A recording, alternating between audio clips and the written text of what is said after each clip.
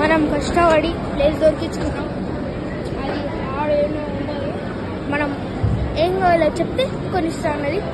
అని ఇప్పుడు కేఎఫ్సి అడిగితే ఇవాళ దొరికేటట్లేదు, కానీ మనం కేఎఫ్సి అడుగుతాం, మనకి అదే కావాలి. లైన్లో నిలబడదాం. Order here, pickup here.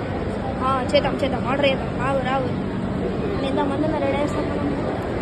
ఎడ వేద్దాం బాగా శిలకరే పట్టుకోదాం. భయ్యా లెట్స్ గో.